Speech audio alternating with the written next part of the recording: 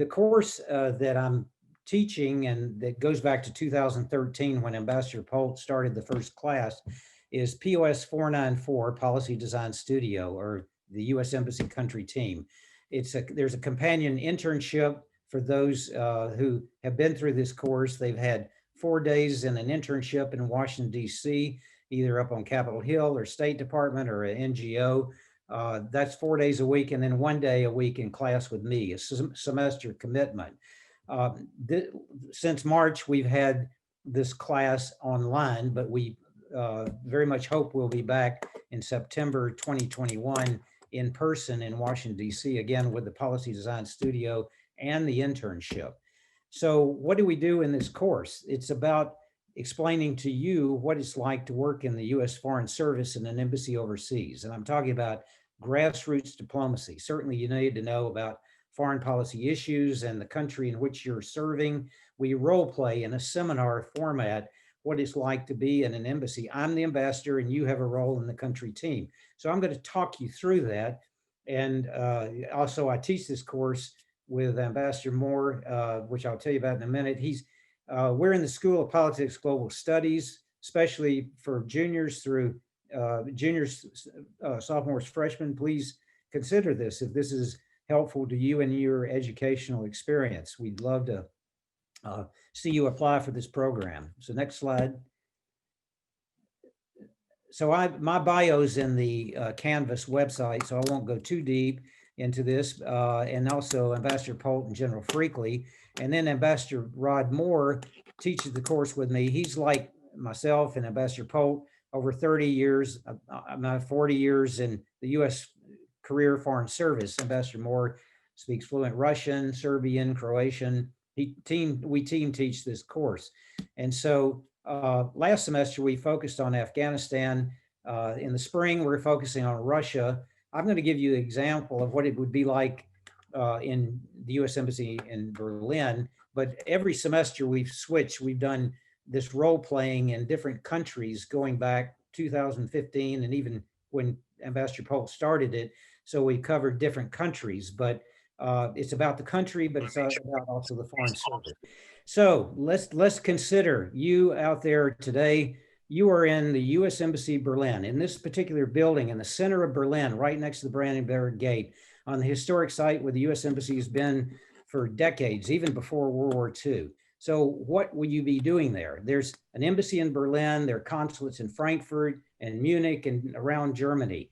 And what I want to challenge you to think about is Germany as a country, and also what are the U.S. interests in the country of Germany. That why would we have all these diplomats there, U.S. Foreign Service officers? What do they do every day? Next slide. So the Federal Republic of Germany, centered in Europe, is one of our close partners. You all know Germany, economic powerhouse of Europe, a partner in democracy, very much committed to democracy, human rights, with troops supporting our troops in Afghanistan. You know of the investments, BMW and Siemens and Krupp here in the United States. We've got a lot of interest in Germany. Next slide. So I would expect you as a member of the country team and our role playing in this seminar to understand Angela Merkel, who's been Chancellor of Germany since 2005. What is she like? What is she thinking? What do the German people think of her? She's called for elections in 2022. There'll be a replacement, but I would expect you as a member of my country team role playing to tell me what does the military say about Chancellor Angela Merkel? What do the students, the young people, the next generation of leaders in Germany think about her? What are the key actors in Germany? You need to understand Germany. You need to understand her and political leaders in Germany too, to help me with my job as ambassador, and also to write telegrams and cables back to Washington so the president, secretary of state, all the US government agencies, Defense Department know what's happening in Germany. The press is not enough. Press is great, but you want to have confirmed personal conversations with people like Angela Merkel, not just rely on press reports of what she's like. And that's what an embassy foreign service officers do. Next slide, please. So what did U.S. diplomats do? Well, to me, the U.S. State Department has a definition that's in, if you want to find out more, www.state.gov, careers, Foreign Service careers, and they've got a pretty concise definition, which I think pulls it all together. The mission of a U.S. diplomat in the Foreign Service is to promote peace, support prosperity, and protect American citizens while advancing U.S. interests abroad. So that's pretty concise. Peace, prosperity, protect American citizens, and advance the U.S. interests abroad, like democracy and human rights and the rule of law and speaking out against hatred and bigotry. So that's what U.S. diplomats do every day, wherever they are. You would learn this about what it means, grassroots diplomacy in Germany. Next slide. Inside a U.S. Embassy, diplomacy at work. This is the link to that. The American Foreign Service Association has published this book. For those of you who are interested in the Foreign Service as a career or want to know more, this is the best I've found. It's mandatory reading for our seminars and our class. It gives anecdotes, one-day journals of Foreign Service officers all over the world, what they do to promote peace and prosperity and protect American citizens. Consular officers go in and help Americans in distress, or if they're whether they're in jail or in trouble, or been an earthquake and American citizens are missing in the mountains. We go out, American lives. That's probably the number one thing an ambassador wants to make sure he or she is taken care of, to protect American lives, but also promote, help women, empower women in developing countries to be a part of the economy through different programs the State Department and USAID have. But this book has the best anecdotes and would be a deeper dive into this whole topic of what a Foreign Service officer does. Next slide, please. At Policy Design Studio, this is a day and kind of a sample day. We would start talking about U.S. interests, what happened in the actual news, and I'd ask them, each member of the country team, what are they going to do about it? Again, role playing. We'd look at different sources like the State Department, the Department of State fact sheet, CIA World Fact Sheet. And also I would ask the members of the country team, you in the seminar, to write a one-page briefing memo to me of what's happening, so I'm informed, the ambassador. That helps you practice your writing skills, which are very important for your first career job. Write concisely and coherently in a very consistent format. Then oral class, 5-minute speech, 3-minute presentation. Be able to make a presentation to a group. We're developing you in this seminar class for those skills you'll need in your career. Next slide, please. So here is my vote for a character-driven leader. I would ask you, who is this? I hope you recognize President John F. Kennedy, who went to Berlin, height of the Cold War, and said in the city, free city of West Berlin, surrounded by communist East Germany, that I am an American. I am American president, but I am a Berliner. Ich bin Berliner. I commit the United States to protect the free city of Berlin and West Germany from the Soviet aggression. I will protect this city, Berlin, just like we would protect Chicago or Los Angeles from any aggression. Height of the Cold War. Here he's pictured with Willy Brandt, the mayor of Berlin at the time, became Chancellor of Germany, and Konrad Adenauer, the first Chancellor of Germany, who was reforming Germany as a democratic country. Next slide. This is my vote for another character-driven leader. I was here when President Ronald Reagan in 1986 came to Berlin, and he stood and gave a speech before the Berlin Wall, and he challenged Gorbachev and the Russian Soviet Union to say, Mr. Gorbachev, tear down this wall. Let the people be free in East Germany.